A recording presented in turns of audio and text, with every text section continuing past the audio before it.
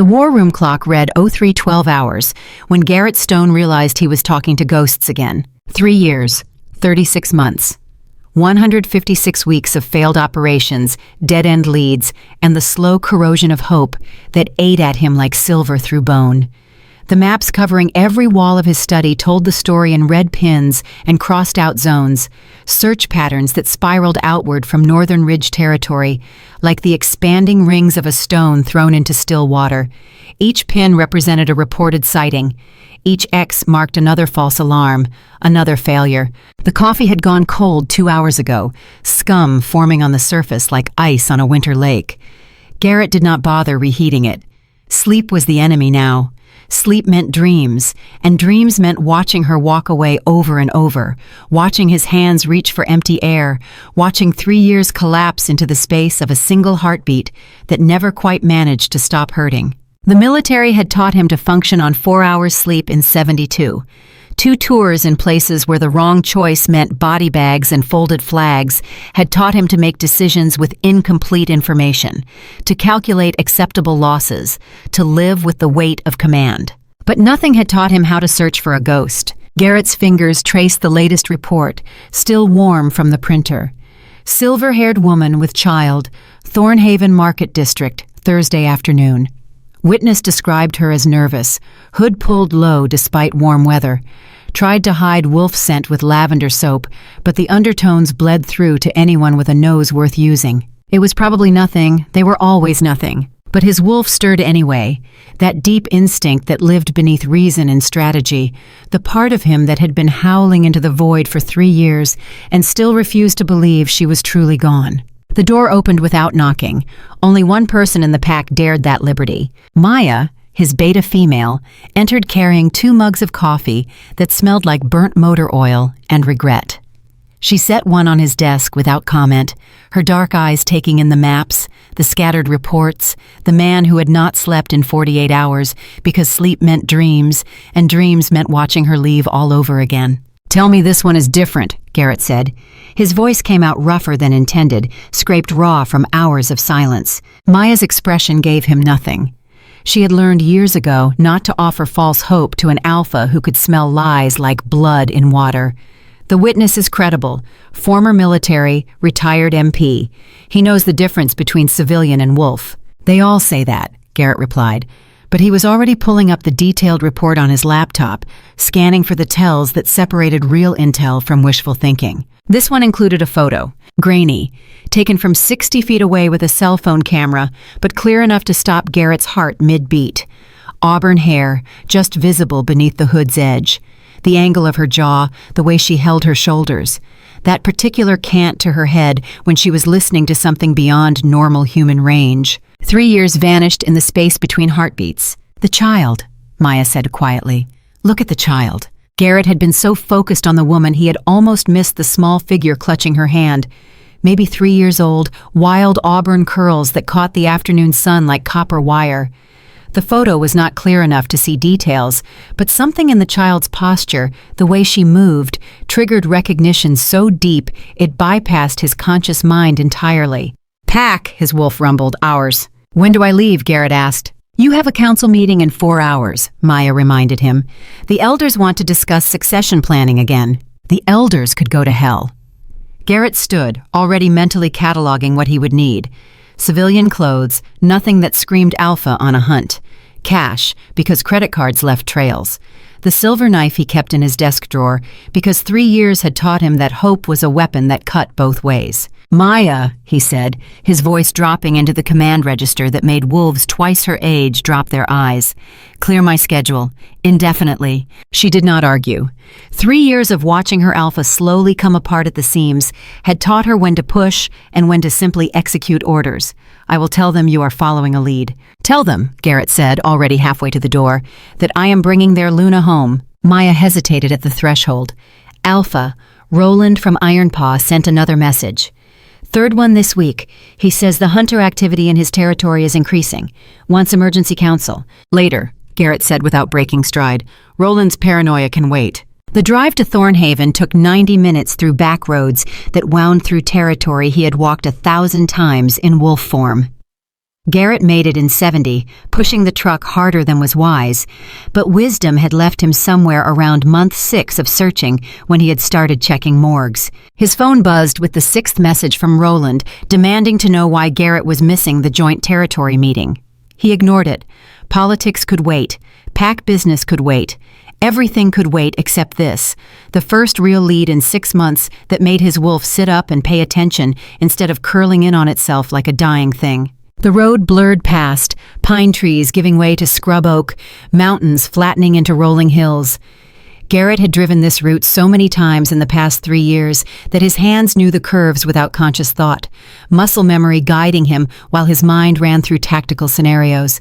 If it was her, if the photo was real and not another cruel trick of hope, what then? She had run once. She could run again. He needed to cut off escape routes, position backup, create a perimeter that looked casual enough not to spook her, but tight enough that she could not slip through. Strategy, planning, the framework that kept him functional when emotion threatened to tear him apart. The memory hit him sideways, as they always did. Sarah in the moonlight grove, silver hair loose around bare shoulders, laughing at something he had said. The way she had looked at him, like he was every answer to every question she had never known to ask. The feeling of absolute certainty that had settled into his bones, the knowledge that this was his mate, his partner. The other half of a soul he had not known was incomplete until he found her. Her fingers tracing the crescent moon mark behind his ear, her voice soft with wonder.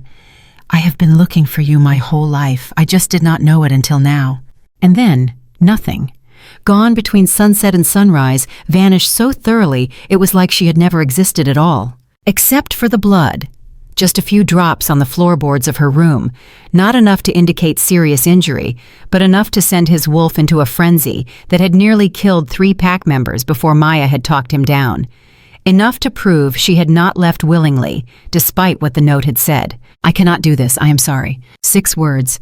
No explanation, no details, nothing that sounded like the woman who had traced the crescent moon mark behind his ear and whispered that she had been waiting her whole life to find him. 6 words that had haunted every empty hour for 3 years. Garrett's hands tightened on the steering wheel hard enough to make the leather creak. The wolf inside him snarled, wanting to run, to hunt, to track that fading scent until there was nowhere left to hide. But the Alpha, the part of him that had learned to think before acting, to plan before moving, kept him focused on the road ahead. "Soon," he promised his wolf, "soon we will have answers. Or we will have closure. Either way, this ends today." Meanwhile, 300 miles of running had taught Sarah Whitlock that safety was an illusion, and home was anywhere you could sleep with one eye open. The boarding house room smelled like mildew and someone else's cigarettes, but it was cheap and the landlord did not ask questions about the woman who paid in cash and never stayed longer than a month. The window faced the fire escape, the door had 2 deadbolts she had installed herself, and she had memorized 6 different exit routes from the building within the first hour of moving in. Survival was not about being brave, it was about being prepared. Sarah checked the perimeter one more time, moving through the tiny space with practiced efficiency. Window locked. Emergency pack by the door, containing cash, fake IDs, 3 days' worth of food, and the silver knife that never left her side. Lily's stuffed wolf, the one luxury they allowed themselves, tucked into the pack where small hands could reach it when fear got too big for words. Everything was in place. Everything was ready. It was never enough. The Thornhaven Market District bustled with afternoon shoppers when he arrived, parking 3 blocks away and approaching on foot. Tactical thinking, the kind drilled into him during 2 tours overseas, before he had come home to discover he was not just a soldier, but an alpha, genetically hardwired to lead and protect and sometimes make the calls that kept him awake at night.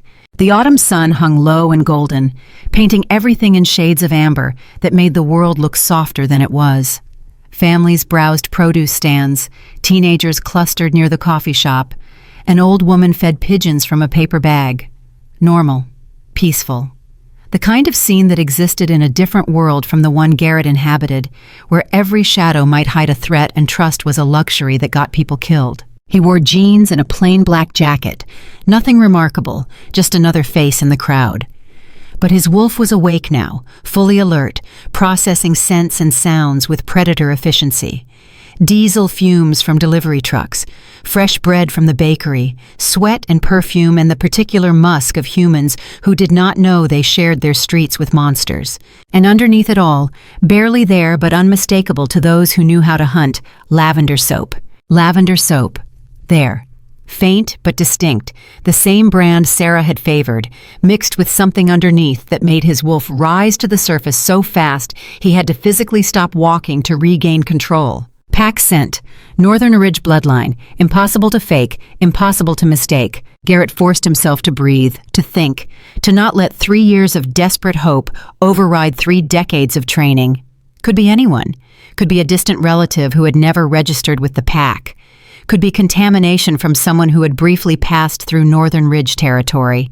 Could be her, and woven through it. Something new. Something that made his heart slam against his ribs hard enough to bruise. Pup. The scent was young, healthy, carrying undertones that spoke to bloodline and heritage, and possibilities that Garrett's conscious mind refused to acknowledge until he had visual confirmation. He moved through the market with the patience of a man who had spent 3 years learning to live with disappointment. Do not spook the prey. Do not let hope override training. Confirm the target before committing to action. A hunter did not celebrate until the kill was confirmed. A soldier did not relax until the mission was complete. An alpha did not claim victory until his pack was safe. But his wolf did not care about patience or training or any of the careful control Garrett had spent years building.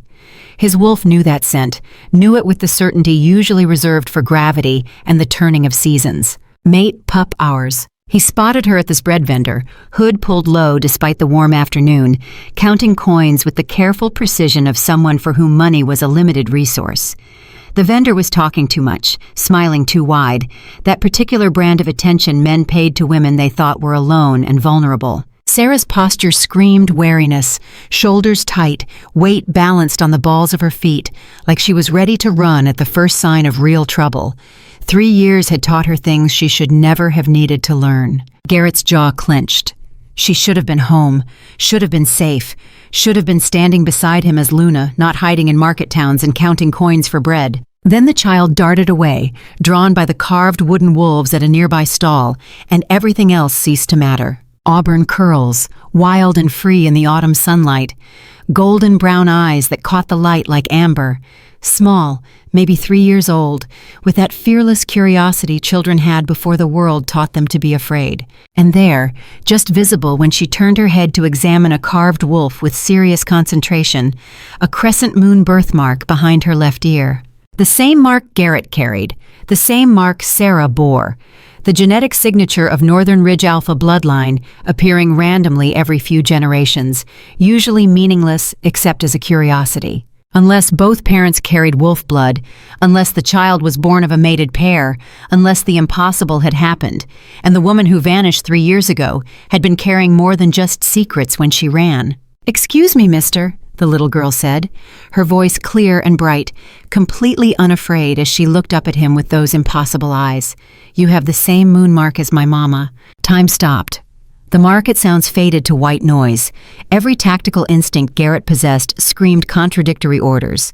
Secure the asset, do not alarm civilians, maintain cover, confirm identity. His wolf had simpler priorities: mine, ours, keep. The child's scent wrapped around him like a physical thing, pack and bloodline and something more, something that spoke to the part of him that existed beneath thought and civilization.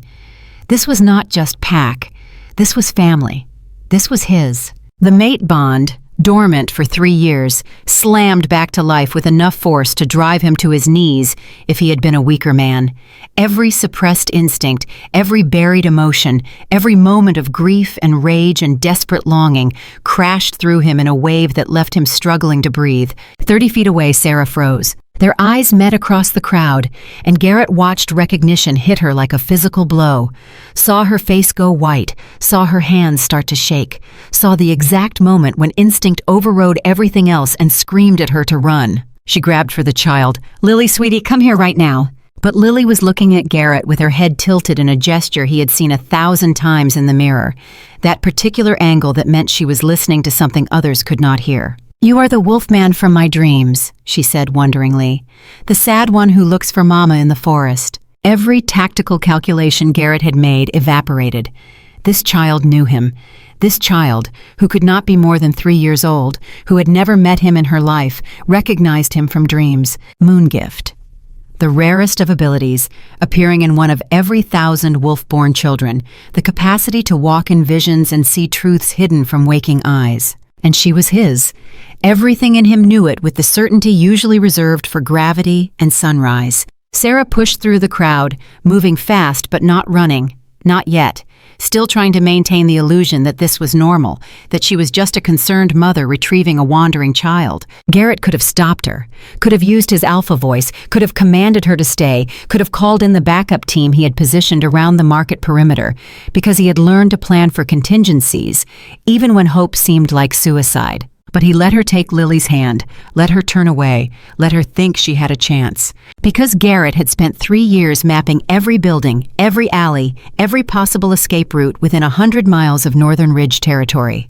Had studied her patterns, her preferences, her tendency to choose high ground and old structures when she felt cornered. The abandoned mill at the edge of town was exactly where she would run. He waited 30 seconds after she disappeared into the crowd, then spoke quietly into the radio mic hidden in his jacket collar. Shadow 2, North Exit. His second-in-command's voice came back instantly. Confirmed. No movement. Shadow 3, East Perimeter. Locked down, Alpha. Let her think she was escaping. Let her burn off that first surge of adrenaline. Let her reach the place where she felt safest. Then they would talk. Really talk, for the first time in 3 years. And she would tell him why she ran, why she hid his daughter from him, why she thought she could protect him by disappearing. Garrett started walking, not hurrying, just a man taking an afternoon stroll through a market town. But his wolf was fully awake now, focused with the intensity usually reserved for combat situations. The hunt was over. Now came the hard part. Convincing his mate to stop running. The mill loomed against the afternoon sky like a skeleton, all broken windows and rotted wood. The kind of place teenagers used for dares and addicts used for fixes. Garrett had searched it 11 times in the past 3 years, had memorized its layout, its structural weaknesses, the way sound echoed in the main chamber, and created false positives for wolf hearing. He approached from the south, moving with the silence that came from 2 decades of practice. The door hung crooked on rusted hinges, recently disturbed. Fresh scent trail, lavender and fear, and that pack smell that made his wolf whine. Inside, he could hear Sarah's elevated heartbeat, Lily's confused questions, the scrape of wood on concrete as she barricaded the entrance. Garrett waited.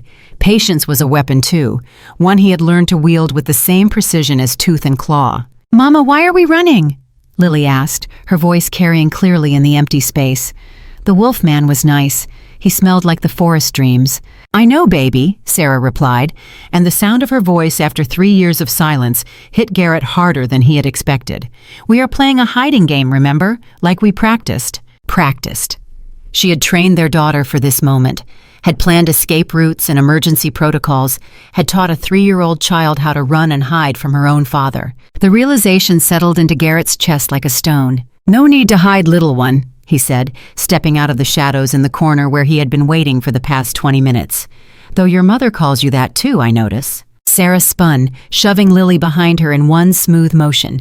The silver knife appeared in her hand like magic, gripped steady despite the fear he could smell rolling off her in waves. In the dusty light filtering through broken windows, Garrett finally got a clear look at her.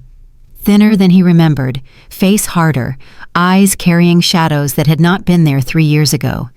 But still Sarah, still his mate, still the woman who had looked at him in the moonlight and promised forever. "How did you get here first?" she asked. "I have searched every abandoned building within 100 miles these past 3 years, looking for my mate who disappeared the night before our bonding ceremony," Garrett replied. His voice came out rougher than intended, 3 years of grief and rage condensed into words. "You think I would not know where you would run? I am not your mate," Sarah said, though the words tasted like ash even to her. "Liar." He moved closer, each step deliberate. "Your wolf recognizes mine. Even now I can feel her calling." "Stop." She raised the knife, silver gleaming. "I will use this." Garrett smiled, but there was no warmth in it. "On me or on yourself? Because we both know you will not hurt the child. And those are your only options for keeping me away." "Mama?" Lily peeked around Sarah's legs. Is he really family? He smells like forest, like the dreams. Something in Garrett's expression must have shifted, because Sarah's grip on the knife tightened. Dreams, he repeated. The wolf dreams, with the big black wolf who watches you. Lily nodded solemnly. And the silver wolf who hides because she is scared. Is that you? Before Sarah could answer, before Garrett could process what it meant that this child was walking in vision dreams at 3 years old, howls erupted from outside. Long, victorious, far too close. Every tactical instinct Garrett possessed went to full alert. That was not Northern Ridge. That was not any pack he recognized. The pitch was wrong, the harmonics off, the kind of sound that spoke to violence and hunger rather than pack bonds. Sarah's face went white, razor claw.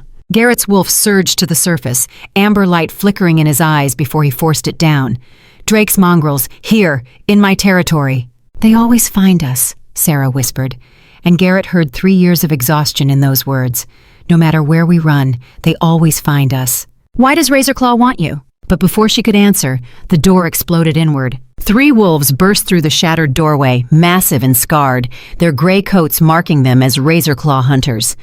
Their eyes locked onto Sarah with savage recognition, onto Lily with an intensity that made Garrett's wolf howl for blood. In the split second before violence erupted, Garrett made the calculations that would determine whether they all survived the next 60 seconds. 3 attackers, 1 entrance, no rear exit viable with civilians. Tight quarters negated the enemy's numerical advantage. Silver knife in Sarah's hand, useful, but she was out of practice.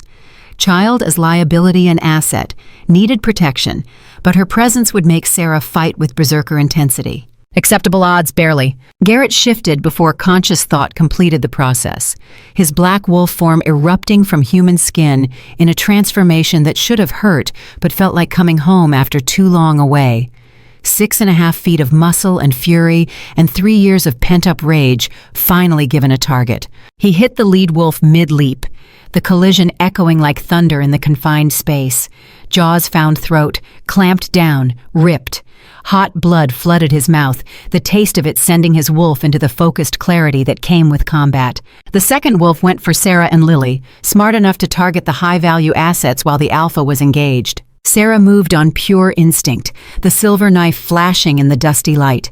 The blade caught the wolf across the muzzle, silver burning through fur and flesh, sending it reeling back with a yelp that was more surprise than pain. But the third wolf was already circling, yellow eyes fixed on Lily with predatory focus. Garrett saw it happening as if time had slowed, saw the wolf gather itself to leap, saw Sarah's eyes widen as she realized she could not reach their daughter in time. Then Sarah's wolf broke free. The transformation hit her like a truck, bones snapping and reforming, muscles tearing and rebuilding, 3 years of suppression making the shift agony instead of instinct. Garrett heard her scream through the change, a sound that was half human and half wolf and entirely pain. But when silver fur erupted across her body, when her wolf finally emerged wild and furious and half-mad from years of denial, she was the most beautiful and terrible thing Garrett had ever seen. She hit the third wolf like an avalanche, smaller but faster, maternal rage lending her a strength that had nothing to do with size. They rolled, a blur of silver and gray, snarls and snaps echoing off concrete walls. Garrett finished his opponent with brutal efficiency, then spun to assess the tactical situation. Sarah was losing. The razor-claw wolf outweighed her by 80 pounds, had combat experience she lacked, was already going for her throat. Garrett moved, not as fast as Sarah, but with the mass and power of an alpha in his prime, black fur seeming to absorb the dusty light. He crashed into Sarah's attacker with enough force to crack ribs, jaws finding the spine just behind the skull. One twist, snap, done. Silence fell, broken only by harsh breathing and the wet sounds of dying. Garrett shifted back to human, Sarah following a heartbeat later. She gasped at the pain, blood streaming from the wound in her shoulder where teeth had found flesh. "Do not touch me," she whispered as Garrett moved toward her, but there was no strength behind it. "Stop being stubborn." He pulled off his jacket, already examining the bite. "You are hurt." "I have survived worse." Garrett's eyes blazed. "Not anymore, not while I breathe." "Mama!" Lily's voice cut through everything else, young but carrying an authority that should not exist in a 3-year-old. "Are the bad wolves gone?" "Yes, little moon." Sarah reached for her daughter with her good arm. "They are gone. But they will send more." Garrett said, his voice grim. He pressed his jacket against Sarah's shoulder, ignoring her hiss of pain. "Why does Drake want you, Sarah? What am I missing?" Sarah closed her eyes, and Garrett watched 3 years of secrets finally crack open. "Not me," she said, her Lily. Garrett's world narrowed to the child standing between them, wild hair and fearless eyes, and a moon mark that proclaimed bloodline. "Why would Razorclaw want a pup?" "Because," Sarah's voice broke, "because Drake believes she is his." The temperature in the mill dropped so fast frost formed on the broken windows. Garrett's wolf surged to the surface, amber light bleeding into his vision, barely controlled violence humming through every muscle. "Explain," one word filled with lethal promise. "Nearly 4 years ago," Sarah began, her voice steady despite the pain and fear and exhaustion written across every line of her body. "Before I knew about being moon-blessed, before I knew about mates, Drake tried to claim me. Not a true claim. I fought him off, but he bit me, drew blood." She turned, pulling her shirt down to expose an ugly scar on her shoulder blade, crescent-shaped and puckered. "By pack law and Razorclaw territory, it made me his." Garrett's growl made the mill's frame creak. "I ran," Sarah continued. "Found sanctuary with Northern Ridge. With you. When I discovered we were mates, I thought I was saved, thought I had found home." Her voice went soft, almost too quiet to hear. "But the night before our ceremony, Drake sent a message. He would challenge you for me. A blood challenge, to the death." "I would have killed him," Garrett said flatly. "Or he would have killed you." Sarah met his eyes. "Either way, I would lose. So I ran. Thought if I disappeared, Drake would have no reason to challenge. You would be safe." Fury and understanding warred in Garrett's chest. "You made that call without trusting me to protect what was mine." "I was trying to protect you." "By taking away my choice?" Garrett's voice was dangerously soft. "In my unit, we had a saying. The commander who makes decisions alone dies alone. You were my partner, Sarah. We should have faced that threat together." "I was 19 years old and terrified," Sarah shot back. "I did not have your training or your experience. I just knew that the man I loved was being threatened and I could make it stop." The silence stretched between them, filled with 3 years of grief and misunderstanding. Lily stepped forward, placing one small hand on Garrett's knee, the other on Sarah's. "The black wolf in my dreams is always looking for the silver wolf," she said with the simple clarity of childhood. "And the silver wolf is always hiding because she thinks the black wolf is safer alone. But they are both sad, both lonely." Garrett looked at his daughter, really looked at her for the first time. Saw Sarah's features in the shape of her face, his own eyes staring back at him, that moon mark that proclaimed bloodline. "You said Drake thinks she is his," he said carefully, "but she is not." Sarah shook her head. "No. When I ran, I was already pregnant. 4 weeks. Did not know it yet. Discovered it a month after I left." 4 weeks. Garrett's mind raced through calculations, dates, that night in the grove when they had not been able to wait for the ceremony. "But you said Drake attacked you after you ran," he said slowly. Sarah's face crumpled. "I lost the first one. 8 weeks pregnant. Drake found me in a town 200 miles south of here. Sent wolves to bring me back. I fought them off, but one got through my guard. Internal injuries. I miscarried 3 days later. The mill's foundation could have crumbled and Garrett would not have noticed. You were carrying my child, our first child, and I never knew." "I thought the moon was punishing us," Sarah said, her voice breaking, "for acting before the ceremony, for breaking tradition. I thought I was cursed. Then Lily was born, exactly 9 months after our last night together. When she showed moon gift at 2 weeks old, when her eyes flashed wolf amber when she cried, I knew. She was ours, fully wolf, despite having no pack around her." She paused, stroking Lily's hair. "And I knew if Drake ever found out about an alpha-born child with moon gift, he would never stop hunting us." Garrett pulled them both close, careful of Sarah's injury, and felt the missing pieces of 3 years finally fall into place. "No more running," he said quietly. "From now on, we face threats together. Agreed?" "Agreed," Sarah whispered. New howls erupted outside. Not 3 wolves this time, dozens. Garrett's radio crackled. "Alpha!" His second's voice was urgent. "We have a situation. Razorclaw pack, 50-plus wolves converging on your position. And something else. Helicopters inbound from the north. Hunter signatures." Garrett looked at Sarah, saw the same realization in her eyes. 3 years of running, 3 years of hiding, And now everything was collapsing at once. Drake had brought his entire pack, and somehow, impossibly, the hunters had found them at the exact same moment. "That is not coincidence," Sarah said quietly. "Someone told them. Someone who knew we would both be here." "Later," Garrett said. "Right now we move. Underground. The old mining tunnels connect to the sacred grove. Defensible position. Ley line interference will disrupt their tech." He kicked aside rotted boards with practiced efficiency, revealing stone steps descending into darkness. The same tunnels he had mapped obsessively for 3 years, preparing for scenarios he had hoped would never come. "How do you know about these?" Sarah asked as he guided her toward the entrance. 3 years of searching every possible place you might hide taught me the geography of desperation," Garrett replied. "Now move. We have maybe 2 minutes before both forces converge." They descended into earth and shadow, Lily between them, her small hand gripping tight to both parents. Above, the sounds of approaching wolves grew louder, mingling with the mechanical thunder of helicopter rotors. 2 armies converging on an abandoned mill, both hunting the same prize. Garrett's mind raced through tactical scenarios as they navigated the tunnels.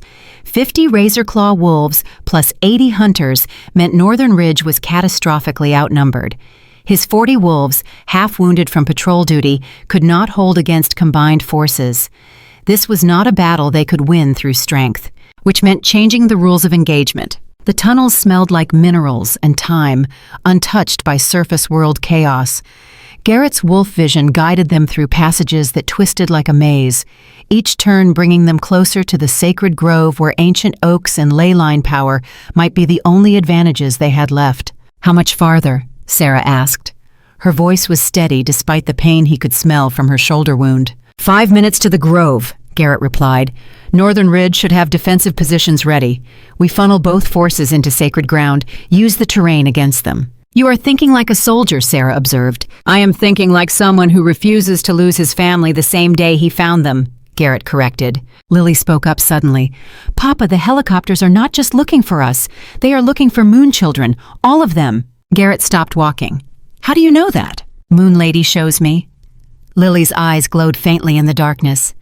"The scary man in black armor has been hunting special wolves for many years. He thinks we are monsters. He does not know about the worst things we keep away." Sarah pulled Lily closer. "Baby, what worse things?" "Things with too many teeth and wrong eyes," Lily said simply. "Things that used to eat people before wolves learned to stand and fight and keep watch.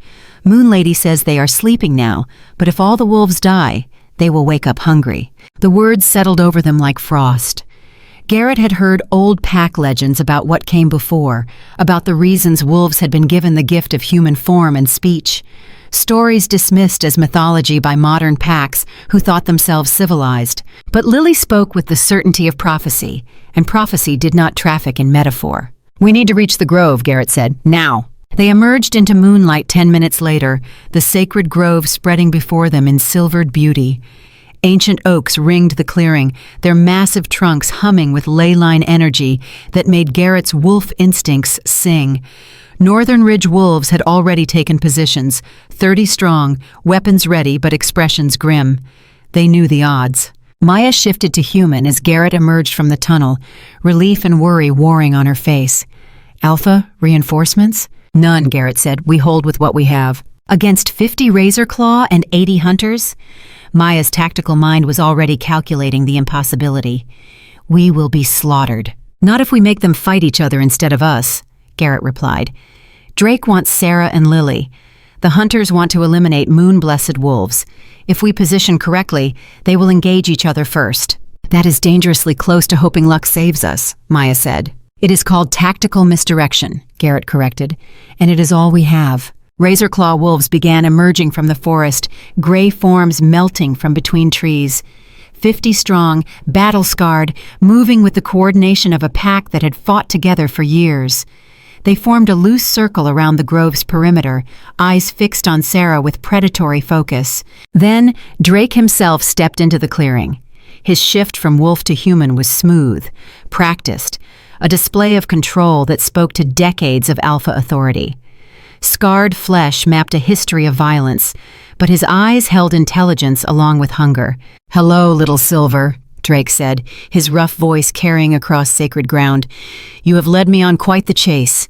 3 years of searching, 3 years of wondering, 3 years of knowing my claimed mate was out there carrying what should have been mine. She is not yours," Garrett said, stepping forward. Power radiated from him in waves. Alpha meeting Alpha on ground older than either pack. "Your forced mark means nothing against Moon Blessing. She is my fated mate, acknowledged by prophecy itself." Drake smiled, showing teeth too sharp. "Fated? Then why did she run the night before your bonding? Why did she choose flight over your protection?" The words were calculated to wound, and they landed. Garrett felt Sarah flinch beside him, felt the shame she still carried for a choice made in terror and love. "Because I threatened blood challenge," Drake continued. "Told her I would fight you to the death for possession rights, and she knew I would win." "You would have died," Garrett said flatly. "Perhaps." Drake's smile widened, but she was not willing to risk it, which tells me everything about who she truly belongs to. The one she protects is the one she values, and she chose to protect you by leaving, which makes her mine by default. Before Garrett could respond, before the standoff could deteriorate further, Lily stepped forward. The 3-year-old child walked between two alphas with the confidence of someone who had no concept of danger. Her small voice carried across the silent grove with impossible clarity. "Mama," she said, looking at Drake with ancient eyes, "the ugly man feels wrong. His wolf is sick with bad choices." Every wolf present went still. There was something in Lily's voice, some frequency that resonated with pack bonds and primal instincts. Drake's expression shifted from predatory to confused. "My daughter," he said carefully. "Come here, little one." "No," Lily replied with simple certainty. "You are not my papa. You smell like old blood and mean things, and girls who said no, but you did not listen." The accusation hung in the air like smoke. Several razor-claw wolves shifted uncomfortably, eyes finding their alpha with new understanding. "Children can be taught," Drake said, but uncertainty crept into his voice. "The child sees with moonsight, knows things she should not know." Lily raised her small hand, palm facing Drake. In the center, a crescent moon mark blazed silver, brighter than reflected moonlight, brighter than anything natural. "Moon Lady says no fighting tonight," Lily announced, and her voice carried harmonics that made grown wolves drop to their knees. "She says the bad gray wolf needs to hear truth before truth is too late to save him." "What truth?" Drake demanded, but his voice shook. The moon mark flared like a newborn star, and Drake screamed. His shoulder, where he had bitten Sarah years ago, split open like rotten fruit. Silver blood poured from the wound, not red like living tissue, but the color of judgment and condemnation. The mark of a wolf who had violated sacred law, the mark that appeared when moon magic itself condemned the wicked. Drake fell to his knees, shock and pain and dawning horror warring across his scarred face. Razor-claw wolves backed away from their alpha, instinct overriding loyalty when confronted with divine judgment. Then, cutting through everything, came the sound that changed everything. "Helicopter rotors close, getting closer." Garrett's wolf surged to full alert. He could smell blessed silver now, could smell the particular scent of religious oils and human faith weaponized against supernatural threats. The hunters had arrived. "All wolves," Garrett commanded, his alpha voice cutting through shock and fear.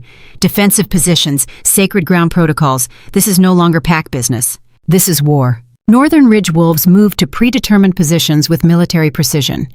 Razor-claw wolves, leaderless with their alpha writhing on the ground, hesitated before beginning to scatter toward the forest. "No," Garrett barked. "You run, you die alone. You stand, you might survive. Your choice." 3 razor-claw wolves moved to defend their fallen alpha. Then 5, then a dozen.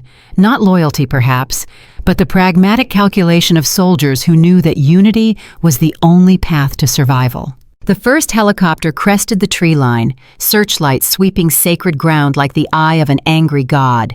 And somewhere in the military transport settling onto the grove's edge, Victor Crane checked his blessed silver blade and prepared to end the monster threat once and for all. Behind him, his daughter Rebecca checked her own weapon and wondered if her father had finally gone too far. The moon hung full and bright above the sacred grove as 2 armies and 2 species prepared for collision.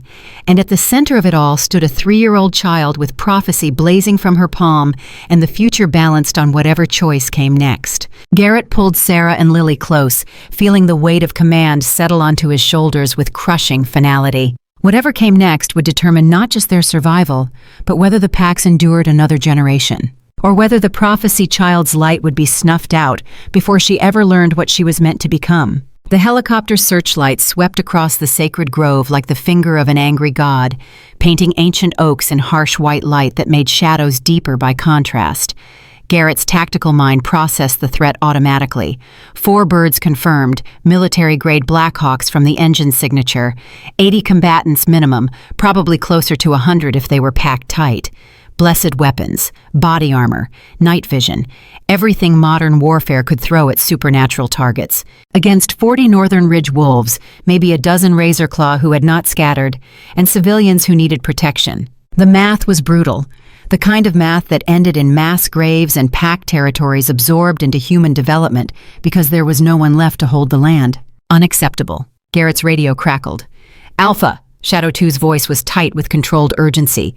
Lead helicopter deploying fast ropes. First squad hitting ground in 30 seconds. Orders? Tactical assessment first, Garrett snapped, his Alpha voice cutting through rising panic.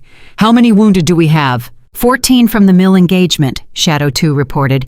3 critical, 11 walking wounded. Razorclaw has approximately 20 combat-effective unknown wounded count. 80 hunters against maybe 60 wolves, half of whom could barely fight. Children and elderly still evacuating through the north tunnels. No heavy weapons except what they could scavenge. No air support. No reinforcements. Time to rewrite the engagement parameters before the parameters wrote them off as casualties. All Northern Ridge units, Garrett commanded. Execute dispersal protocol Echo. Harassment pattern, not engagement. Make them chase ghosts. Shadow 2 hesitated only a fraction. Alpha, that will leave the civilians exposed. Exactly where I want them, Garrett replied, his voice cold as winter stone. The hunters want moon-blessed wolves. We give them a target they cannot ignore, then use their focus against them. Standard misdirection. He turned to the Razorclaw wolves clustered around their fallen Alpha. Drake still writhed on the ground, silver blood seeping from his cursed shoulder, but his wolves held position with the stubborn loyalty of soldiers who knew running meant dying alone. You want to live through the next 10 minutes, Garrett called to them. You follow Northern Ridge tactical protocols. No arguments, no pack pride, just survival. Understood? The largest Razorclaw wolf, a scarred female with one missing ear, shifted to human. Ash, she said, identifying herself as Drake's beta. What are your orders, Alpha Stone? Protect the civilians, Garrett said. The children in the north tunnels. You guard the evacuation routes while my wolves draw hunter fire. You do this, you earn sanctuary in Northern Ridge territory. You fail, Drake dies, and your pack dies with him. Ash's eyes narrowed, calculating. You would trust Razorclaw wolves with your young? I would trust warriors with a pragmatic understanding of mutually assured destruction, Garrett corrected. You protect ours, we protect yours. You betray us, my wolves glass your territory down to bedrock. Simple transaction. Ash nodded slowly. Understood. She shifted back to wolf form and barked orders in the complex harmonics of pack speech. 20 Razorclaw wolves peeled off toward the north tunnels, moving with military precision despite their wounds. Garrett allowed himself one moment of grim satisfaction. First rule of asymmetric warfare: make your enemy's advantages irrelevant by changing what they are fighting for. The first hunter squad hit the ground with professional efficiency, fast roping from hovering helicopters in a maneuver that spoke to serious military training. 12 soldiers in full tactical gear, weapons up and scanning for threats. They moved in a tight formation toward the grove's center, clearly briefed on the target location. Now, Garrett said quietly into his radio. Northern Ridge wolves erupted from the tree line in 3 directions simultaneously, not charging, but harassing. Snap and fade tactics, drawing fire without committing to engagement. The hunter squad spun to face the new threats, muscle memory overriding training as they tracked movement. Their formation cracked. Holes appeared. The textbook response to multiple threats became a tactical liability when the threats refused to stand still long enough to kill. Second squad deploying, Shadow 2 reported. Northeast approach. Third squad moving to secure the tunnels. Garrett's jaw clenched. They knew about the tunnels. Someone had provided detailed intelligence on Northern Ridge territory, on evacuation protocols, on defensive positions.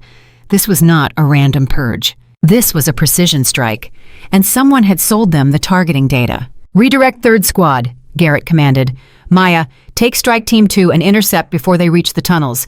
Do not engage directly. Make them think the tunnels are trapped.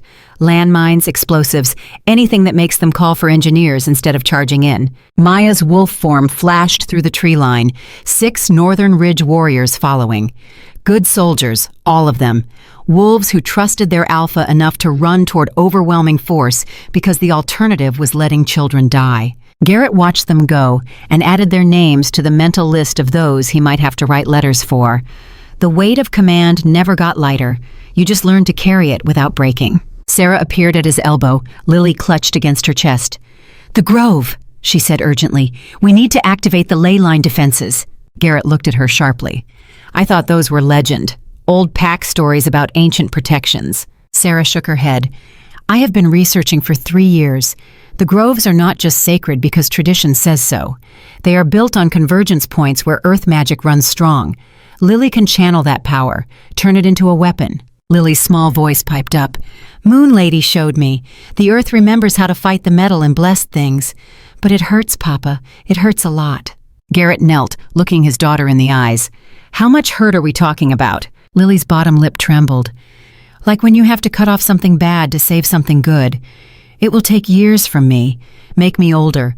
Make me pay with time I have not lived yet." The realization hit Garrett like a physical blow.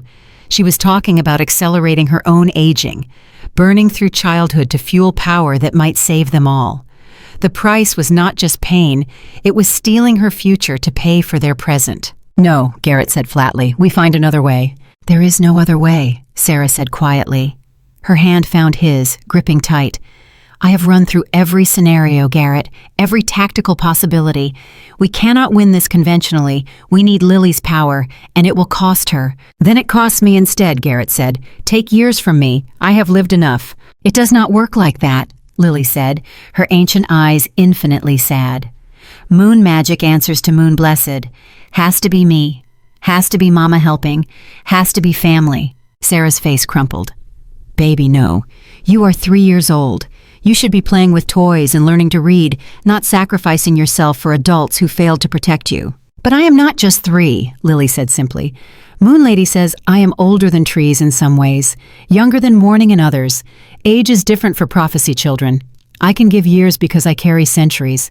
The explanation made no sense and perfect sense simultaneously. Garrett looked at Sarah, saw the same terrible understanding in her eyes.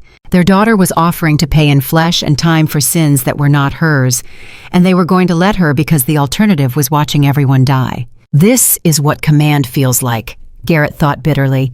"Sending children to war because you have run out of soldiers." "How do we do this?" he asked. Lily took both their hands, small fingers gripping tight. "We go to the center stone, where ley lines cross. Mama and Papa put hands on my shoulders. Open pack bond all the way. Then I ask the earth to remember." She paused, looking between them with those impossible eyes. "And when it hurts too much, when I start to break, you pull me back. Promise you will pull me back, even if it means letting the bad men win." "I promise," Garrett said, and meant it with every fiber of his being. "We do not sacrifice you to save ourselves. That is not what pack means." They moved toward the grove's center as chaos erupted around them.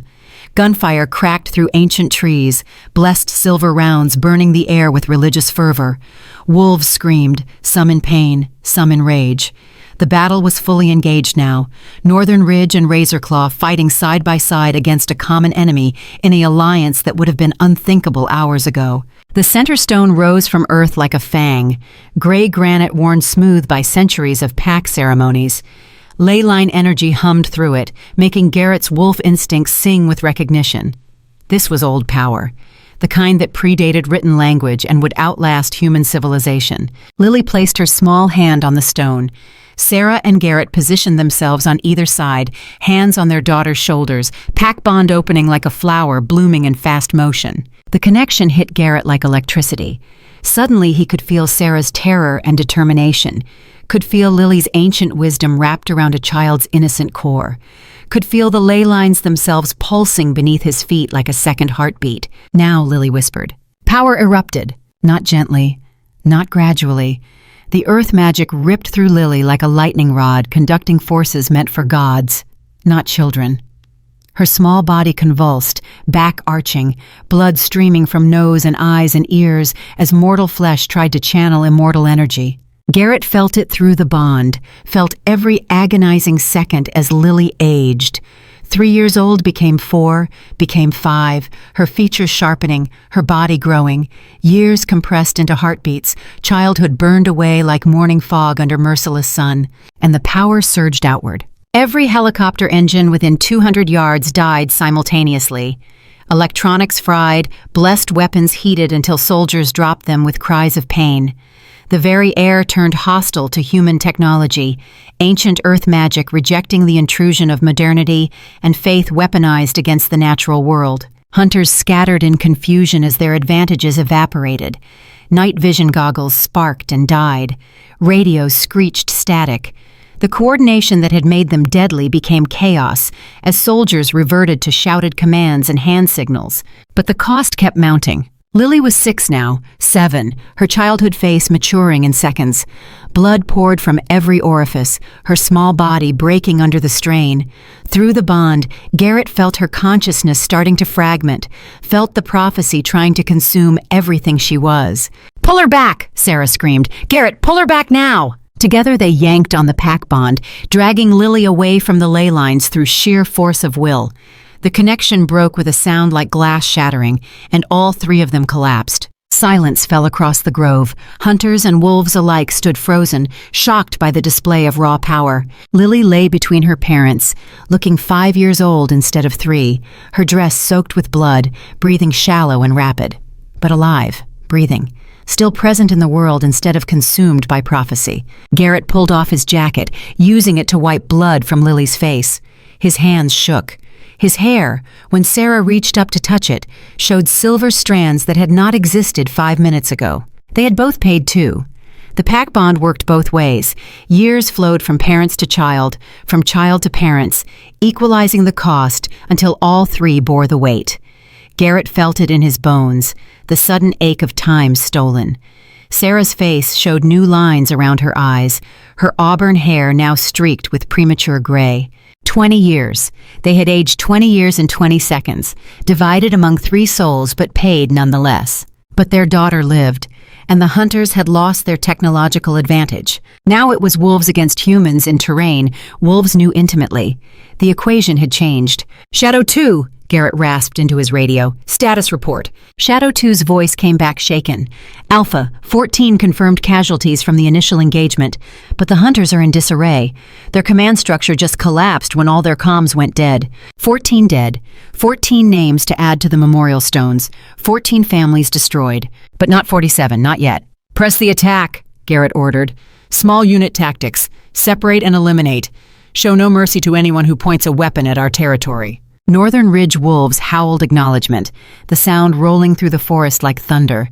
They moved as one, coordinated by pack bonds instead of technology, each wolf knowing instinctively where their brothers and sisters were without needing radio confirmation. The hunters never had a chance. Within 10 minutes, the tide had turned completely. Hunters who had been hunting became the hunted, chased through ancient forest by predators who knew every tree and rock and hidden path. Some surrendered. Most ran. A few fought to the last and died with weapons in hand, brave but ultimately human, against a force they could not match without their technological crutch. The final count came in as dawn began to gray the eastern sky. But before that final count, before the dawn, there was the battle itself. The grinding hours of combat that would be remembered in pack legend as the night of sacred ground. After Lily's power had destroyed the hunter technology, the grove became a killing ground in the old sense. No thermal scopes, no night vision, no radio coordination. Just humans with rifles and blessed silver against wolves who knew every shadow, every approach, every weakness in the defensive perimeter the hunters had thought was secure. Garrett coordinated through pack bonds, his mind touching each northern ridge wolf in turn, feeling their positions, their status, their tactical awareness. Maya led Strike Team 2 in a flanking maneuver that caught a hunter squad between hammer and anvil. Shadow 3 picked off sentries with surgical precision. The younger wolves, those without combat experience, had been positioned as runners and scouts, their job to relay information and avoid direct engagement. But battle rarely respected careful plans. The third wave of hunters came heavier than expected. Not 80 combatants, closer to 120, with reinforcements dropped by the surviving helicopters before their engines died. They brought heavy weapons, crew-served machine guns that fired blessed silver rounds in streams that turned night into flickering daylight. Garrett watched from the grove's edge as two of his wolves went down under that withering fire, their bodies torn apart by rounds designed to kill supernatural targets. Marcus Stoneheart, his beta before Maya, died holding a choke point so others could retreat. Sarah Nightwind took a blessed round through the chest, protecting a group of evacuating pups, her last act pushing them toward safety before collapsing in silver smoke. 14 became 16, 16 became 19. The count kept climbing. Then Roland arrived and everything changed. Garrett heard him before he saw him, the distinctive howl of Ironpaw Pack cutting through battle noise. Then wolves poured from the western tree line, 24 strong, moving with military precision that spoke to serious training. Roland himself shifted to human as he reached Garrett's position, old scars visible even in darkness, left leg dragging slightly as he moved.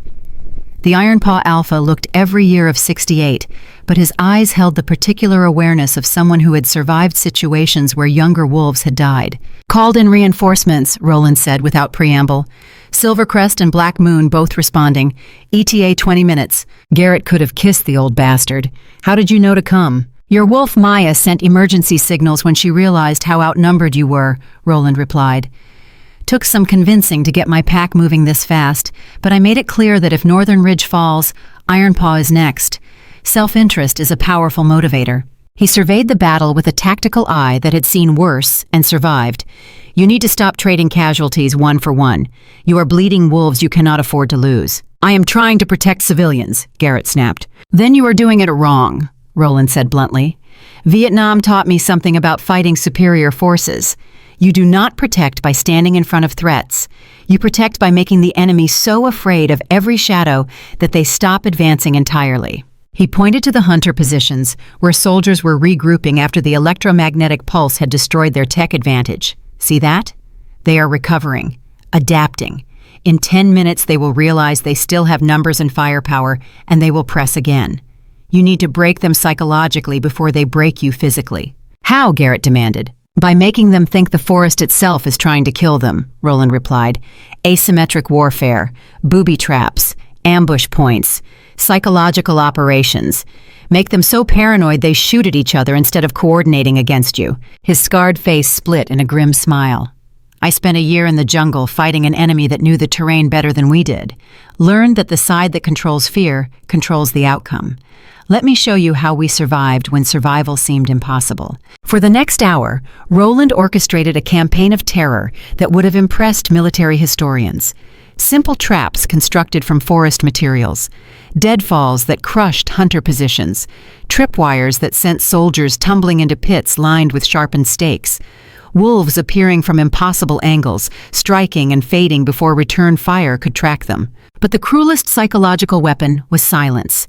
Roland ordered all wolves to stop howling, stop vocalizing entirely. Let the humans hear only their own scared breathing and the night sounds of a forest that was not quite natural. Hunters began firing at nothing, at shadows, at each other when friendly fire incidents became unavoidable. Their tight formations dissolved into scattered groups, each terrified of being separated, but equally afraid to cluster where a well-placed ambush could wipe them all out. The casualty count began to shift. 19 wolves dead, 21, 23. But on the hunter side, 30 became 40, became 50.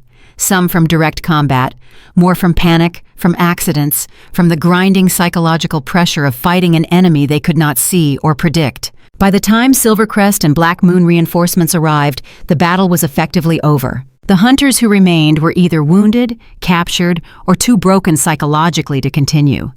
They huddled in defensive positions, weapons pointed outward, waiting for an assault that would not come because Garrett had what he needed: surrender. The Black Moon Alpha, who emerged from the northern forest, was not what Garrett expected. Sarah's brother, if the family resemblance meant anything. Silver eyes identical to hers, auburn hair, but the left side of his face was a road map of old burns. Silver weapon scars, the kind that never quite healed right. Ethan Whitlock, The man introduced himself, shifting to human. I am told my sister is here. I am told she has been hiding for 3 years, and I am told there is a prophecy child who just saved everyone from making a terrible mistake. Sarah stepped forward, and the reunion was brief but intense. 12 years of believing each other dead, compressed into a hug that lasted maybe 10 seconds before military discipline reasserted itself. We can catch up later, Ethan said, though his eyes remained on Sarah like he was afraid she would vanish. Right now, we have 100 terrified hunters who need to be convinced not to call in airstrikes on this location. That was when Victor Crane emerged from his damaged helicopter, supported by his daughter Rebecca. The confrontation that followed, with Lily's visions and Drake's confession and Victor's breakdown, was exactly as devastating as Garrett had feared. But it worked. The Hunter Prime saw truth he could not deny, and in seeing, became something other than an enemy. When it was done, when Victor knelt weeping in the blood-soaked earth of sacred ground, Garrett did a final count. Northern Ridge, 23 dead, 18 wounded, 4 critical. Razorclaw, 8 dead defending evacuation routes, 12 wounded. Hunters, 31 killed in action, 19 critically wounded, 47 captured. 31 pack members dead in total. 31 names that would be carved into memorial stones. But the pack survived. The children lived, and a war that had lasted 20 years ended in a single night because a 5-year-old girl chose truth over vengeance. As the sun rose, painting sacred ground in shades of gold and crimson, Ethan moved to stand beside his sister. You have been running for 3 years, he said quietly, hiding Lily from everyone, including family. Why? Because Drake would have hunted her forever, Sarah replied. Because the prophecy made her a target. Because I was 19 and terrified and did not know who to trust. Ethan pulled her into another hug. You should have trusted me. Should have known I would burn the world to keep you both safe. I know that now, Sarah whispered. But fear makes us stupid. Makes us choose isolation over risk, even when isolation costs more than we can afford. Garrett watched the reunion with something approaching envy. His family had died in a rogue attack when he was 17. No siblings, no parents, just the pack that had raised him to Alpha at an age when most wolves were still learning basic combat skills. But now he had Sarah, had Lily, had a daughter who spoke with the voice of prophecy, and a mate who had survived 3 years of hell to keep their child safe. Family was not always blood. Sometimes it was choice. Roland approached as the various alphas began organizing casualty evacuation and prisoner processing. You did well, the old wolf said. Kept your head, adapted tactics, saved more lives than a frontal assault ever could have. We lost 31, Garrett replied. 31 wolves who will never go home. And saved 300, Roland countered.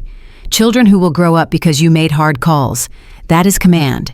That is what leadership actually looks like, not the glory stories young wolves tell themselves. He paused, studying Garrett with those ancient eyes. You are wondering if you could have done it differently, could have saved more, could have been smarter or faster or better prepared. The answer is always yes. You can always do better. But perfect is the enemy of good, and good is the enemy of good enough. You did good enough. That will have to suffice. Garrett wanted to argue, wanted to rage against the necessity of acceptable losses and calculated sacrifices. But Roland was right. Perfect was the enemy of good, and good was all they had. Starting today, Garrett announced to the assembled alphas as they gathered in the blood-stained clearing, we build something new, united pack territory. 7 packs working as one defensive network.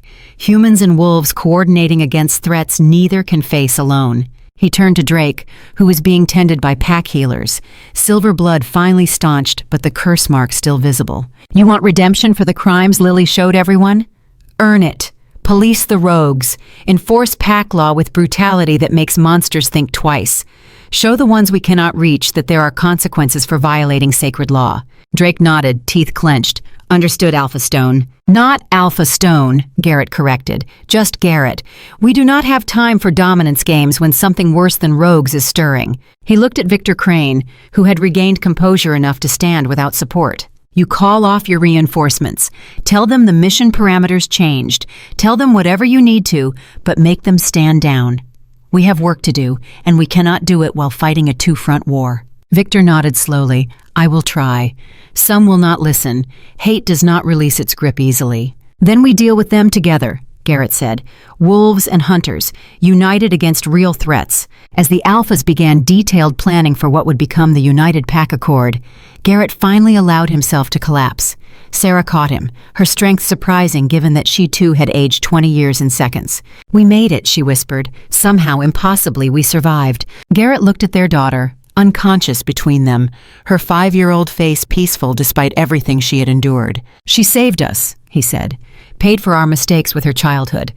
I will spend the rest of my life making sure that cost meant something." Sarah kissed him, and it tasted like blood and tears and desperate relief. "Then we start now. Start building something worth the price she paid." The council met at midday, when the dead had been tended and the wounded stabilized. 7 Alphas in total, representing territories that spanned 3 states. Garrett stood at the center, Sarah beside him, Lily sleeping in her mother's arms. "We are here," he began, "because a 3-year-old child forced us to see truth we had been avoiding. That our petty wars and old hatreds are meaningless when real threats exist. That we are stronger together than divided. That wolves and humans need each other more than either side wants to admit." He looked around the circle. "Starting today, we stop playing at civilization and start actually building it. United Pack territory, shared defense network, coordinated response to supernatural threats, integration with human authorities where possible, containment of human hunters who cannot be reasoned with." Claire of Silvercrest leaned forward. "And who commands this unified force? Who makes the call when Alphas disagree?" "We do," Garrett replied. "All of us. Council consensus for major operations, individual Alpha authority for territory-specific issues, and if we cannot reach consensus, then the Alpha-born female casts the deciding vote." "You want a 5-year-old making strategic decisions?" Claire said flatly. "I want the vessel of prophecy magic, who sees consequences before they occur, providing guidance when human wisdom fails," Garrett corrected. "Lily is not just a child, she is moon-chosen. That matters." Lily stirred in Sarah's arms, her young voice cutting through debate. "Moon Lady says I do not make all the choices, too heavy for little shoulders. But I can show what I see. Let grown wolves decide what to do about it." The simple wisdom silenced objections. The council debated through the afternoon, working through logistics that would take years to fully implement. But the framework emerged. United Pack territory. 7 packs, 1 defensive network. The foundation of something that might actually work. As the sun set, Garrett stood with Sarah and Lily at the Grove's memorial stones. 31 names, carved in haste, but carved nonetheless. "We will do better," he promised the dead. "Build something worth dying for, something your sacrifice made possible." Lily touched each stone, her small hand glowing faintly.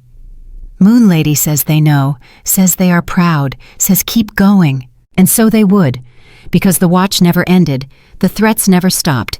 But now, finally, they would face them together. 6 months changed everything. The sacred grove had been rebuilt, memorial stones now surrounded by gardens that 7 packs maintained collectively.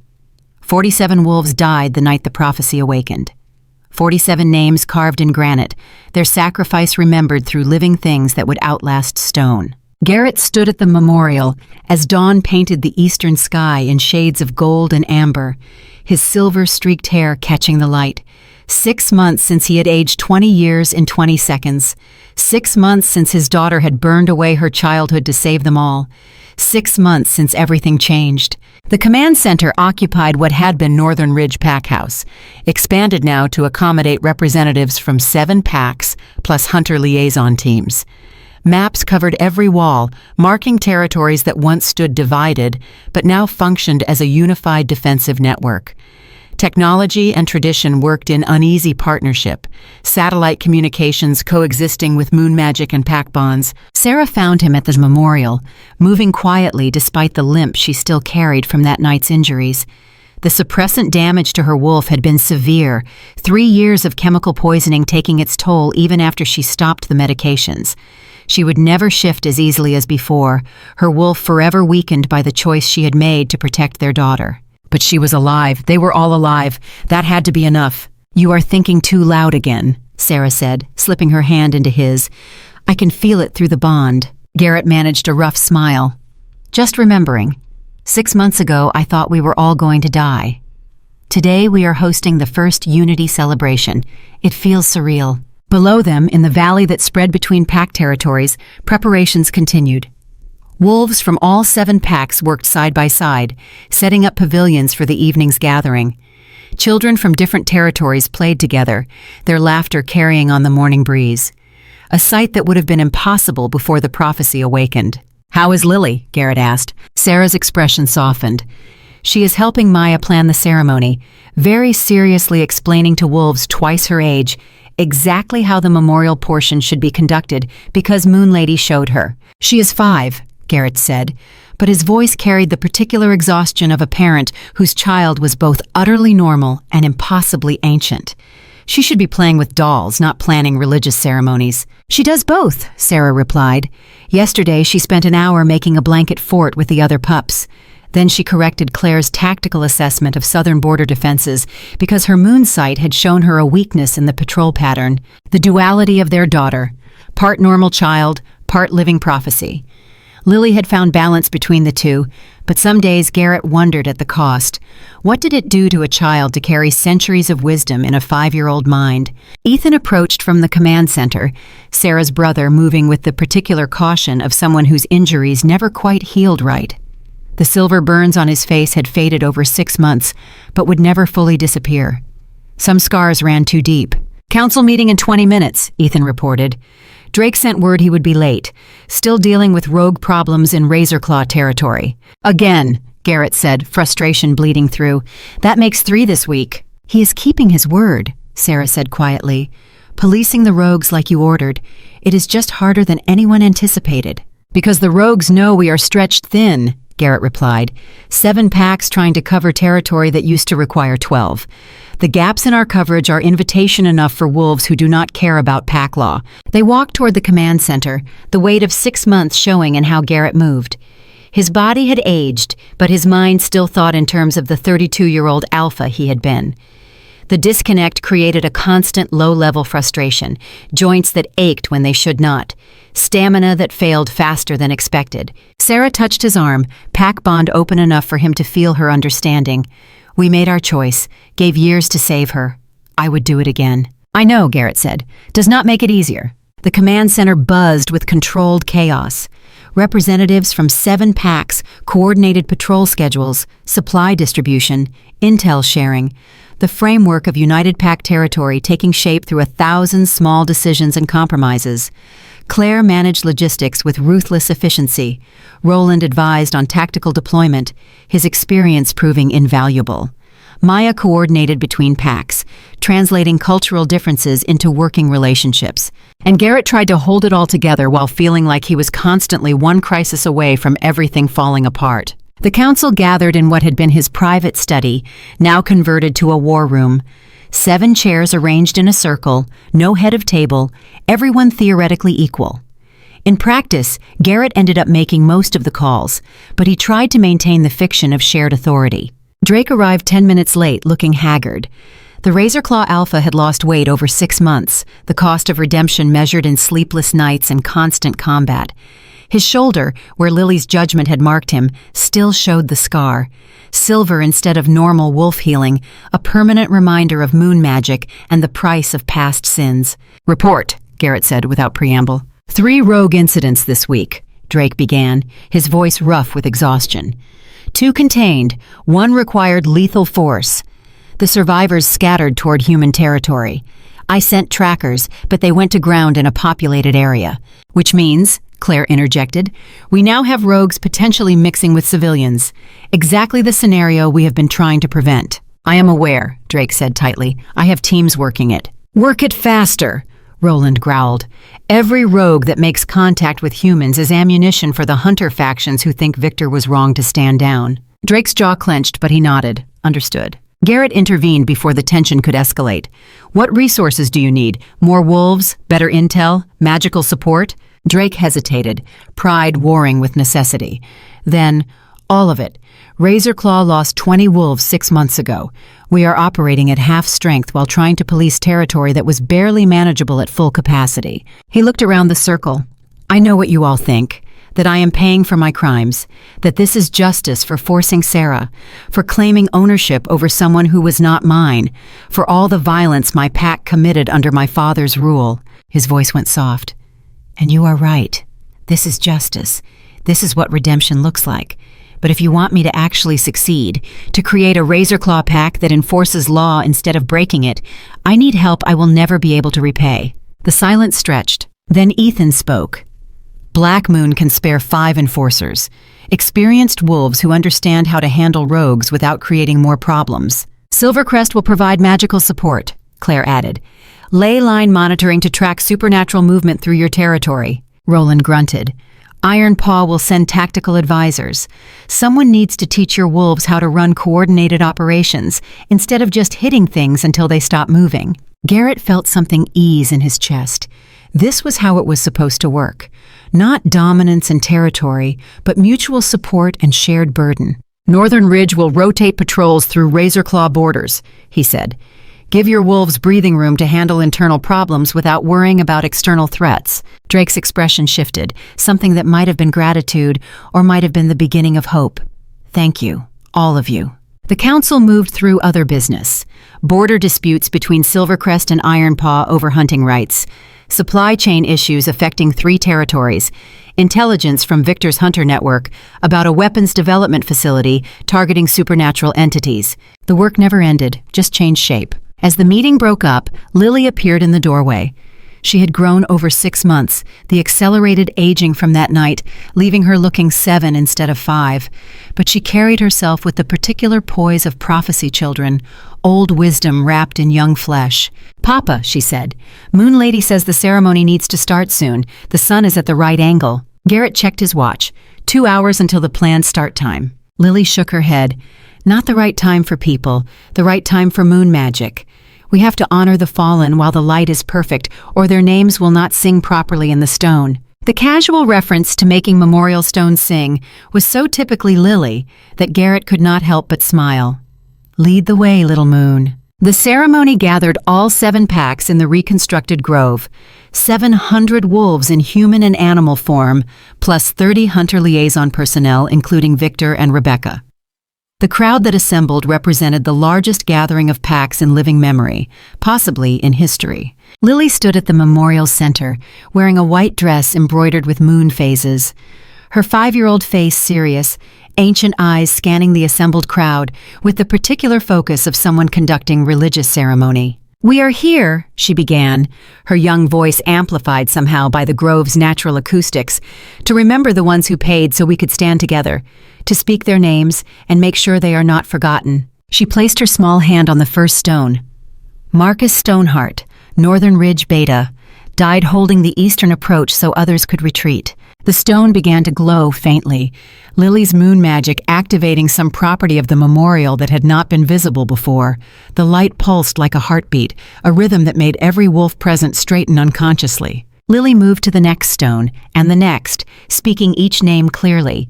Northern Ridge and Razorclaw both, her voice never wavering even when she reached the younger wolves, the ones barely adult who had died in their first real combat. When she finished the last name, she turned to face Drake specifically. "One more name needs remembering, one who was enemy and became ally, one who chose redemption, even knowing it would cost everything." Drake's expression went carefully neutral, but Garrett saw the tension in how he held himself. Lily pointed skyward. "For Kieran Razorclaw," she said, "the Alpha who came hunting and stayed to protect, who led his wolves into battle to save those he had been trying to claim, who remembered love at the end and gave his life so children could live." "Wait," Garrett said, confused. "Kieran lived. I saw him at the pack meeting last month." Lily shook her head sadly. "Kieran died 3 weeks ago. Moon Lady showed me. He was hunting rogues near the human border and took injuries he did not report. Silver poisoning. By the time his pack found him, it was too late." She looked at Drake. "You did not tell anyone he was your father, did you? You let everyone keep thinking he was old Kieran. But he was your father who you killed and took the name from. And now he is gone for real, and you carry the weight alone." Drake's carefully neutral expression crumbled. His father, the original Kieran, had been the monster. Drake had killed him 12 years ago and taken the Alpha name as was traditional. But he had also let people keep using the name, creating confusion about which Kieran was which. He died alone, Drake said quietly. Died hunting rogues because I sent him on a mission I thought was safe. Died trying to prove he could be trusted after everything he had done. And I never told him I was proud of how far he had come. Lily walked to Drake and took his hand. Moon Lady says he knows. Says he watches from the stars and sees you trying. Sees you being better than he was. Says that is all any father wants from his son. She gestured to the sky where evening stars were beginning to appear. One burned brighter than the others, directly above the grove. That one. That is his star. When you feel lost, look up. He is watching. Drake knelt, this massive scarred alpha brought low by the simple kindness of a 5-year-old, acknowledging his grief. Around him, razor-claw wolves howled, the sound not of aggression but of mourning finally expressed. The memorial ceremony continued, but the mood had shifted. Not sadder exactly, more honest, more willing to acknowledge the cost alongside the victory. When it ended, when the last name had been spoken and the stones glowed with steady silver light, the celebration portion began. Food appeared from 7-pack kitchens, each territory contributing traditional dishes. Music started, a blend of human instruments and wolf howling that should not have worked but somehow did. Children raced between adult legs, playing games that transcended pack boundaries. Garrett found himself dancing with Sarah while Lily played nearby with other pups. Normal, peaceful, the kind of moment he had not known to want until it was almost lost. Your brother is watching us, Sarah murmured, making sure you treat me properly. Garrett glanced over to where Ethan stood with Maya, both trying to look casual about their surveillance. He is protective. It is what big brothers do. Even when their little sister is mated to the high alpha of 7 packs? Especially then, Garrett replied. Power does not impress family. They know you too well to be fooled by titles. They danced in comfortable silence, 6 months of partnership making words unnecessary. Around them, the celebration continued. Wolves from former enemy packs sharing stories, hunters and wolves carefully navigating the beginnings of alliance, children blissfully unaware of how impossible this gathering should have been. Victor Crane approached as the dance ended, Rebecca beside him. The Hunter Prime looked older than 6 months should have aged him, the weight of changing a 20-year mission showing in every line of his face. I wanted you to know, Victor said formally, that the weapons facility I mentioned in the meeting, my people shut it down. Permanently. The research was too dangerous to exist, even for defensive purposes. Garrett nodded. That could not have been easy. Destroying capability your organization spent years developing. Easier than watching another child bleed out because I was too stubborn to see truth, Victor replied. His eyes found Lily across the clearing. She gave years of her life to show me what I needed to see. The least I can do is make sure other children do not pay the same price. Rebecca spoke up. We are also working to integrate hunter intelligence networks with pack patrol routes, cross-reference sightings, share threat assessments, create an early warning system that benefits everyone. It is not perfect, Victor added. Some hunters will never accept working with wolves. Some wolves will never trust humans. But we are building something, slowly, carefully, something that might actually last. Garrett extended his hand, to building something that lasts. Victor shook it, warrior to warrior, to building something worth the cost. As the celebration continued into night, as stars wheeled overhead in patterns both familiar and strange, Garrett found himself back at the memorial stones with Sarah and Lily. Dreams are quiet now, Lily said, her 5-year-old voice content.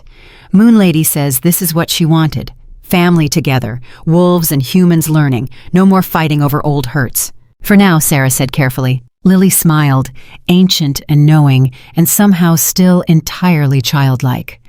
For now is all we ever get, Mama. Tomorrow brings new problems, but tonight we celebrate that we are alive to face them. She took both their hands, small fingers gripping tight. And Moon Lady says you did good, both of you. Gave years to save me, gave peace instead of revenge, gave hope when everything felt hopeless. Her eyes glowed faintly in the darkness. She says the hard part is starting. Building is harder than fighting, but she believes in you. And so do I. Garrett pulled them both close, feeling the weight of 6 months settle into something approaching acceptance. They had paid in blood and time and sacrifice, had built something fragile from the wreckage of war, had chosen unity over division, partnership over domination, hope over hate. The work was far from done. Rogues still threatened borders. Hunter factions still plotted. The things that wolves held back in the darkness still waited for moments of weakness. There would be more battles, more casualties, more impossible choices. But tonight, under stars that included one burning for a redeemed villain and memorial stones that glowed with moon magic, they had earned a moment of peace. The prophecy was not a destination, it was a beginning. And they would face whatever came next together. Lily's palm, pressed between her parents' hands, showed only smooth skin now. The moon mark dormant until needed again. But Garrett knew it would return. Darkness always found new forms. Threats always evolved. The watch never ended, but neither did hope. And as 7 packs howled together under the night sky, not in warning or challenge, but in celebration and promise, Garrett allowed himself to believe that maybe, just maybe, they had built something worth keeping. The wolves had remembered their way home. Now came the harder part, making sure home endured.